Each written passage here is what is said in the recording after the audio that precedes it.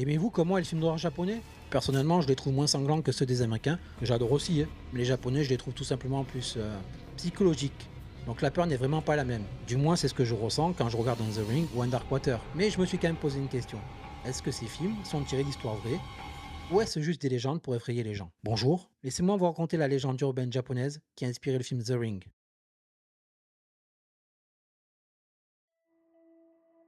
Pour notre histoire, il va falloir remonter au XVIe siècle, dans la période Sengoku, qui représente une transition entre le Japon médiéval et le Japon des premières modernités. Cette période fait rentrer le pays dans l'ère Edo, et de ce que je comprends, il s'agit d'une des ères les plus importantes pour le Japon. En passant un cours d'histoire, mais au moins on a les bases. Le château de Meiji est un ancien bâtiment médiéval du Japon, et il est considéré comme un trésor national. Ce qui peut se comprendre quand on regarde l'état de conservation du château. De plus, il est inscrit au patrimoine mondial de l'UNESCO, mais ce que vous ne savez pas, c'est qu'il y a de nombreuses années, derrière ces murs, un crime y a été commis.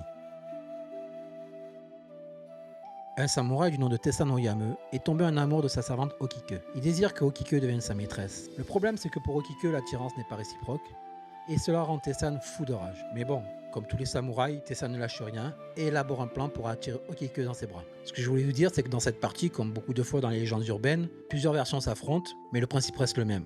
Donc j'ai réuni deux versions qui au final me semblent plus plausibles. Okike était en charge de faire attention à des assiettes précieuses qui appartenaient à la famille royale. Tessan va prendre la décision d'en cacher une sur les 10 et demande à Okike de voir les assiettes. Il lui fait remarquer qu'il en manque une, elle se met alors à compter, elle recompte à nouveau, et n'en trouve que 9 sur 10. Tessan lui propose alors de prendre sa défense devant la famille royale si elle devient sa maîtresse, car cela peut être passible de la peine de mort. Oui, attention, à l'époque, le Japon, pour des assiettes, il ne rigolait pas. Mais Okike refuse à nouveau. Fou de rage, Tessan tue Okike avec son sabre et jette son corps dans un vieux puits. Enragé après sa mort, Okike ressort de son puits chaque nuit pour visiter son meurtrier et compter les assiettes.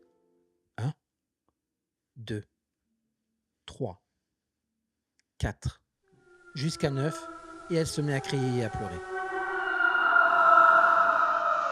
Merci beaucoup d'avoir regardé cette petite vidéo, j'espère qu'elle vous aura plu. C'était une vidéo tranquille cette semaine, car la semaine prochaine, on en a une grosse qui arrive, vraiment imposante, donc j'espère qu'elle vous plaira aussi. Encore merci beaucoup, je vous dis à une prochaine vidéo, des bisous.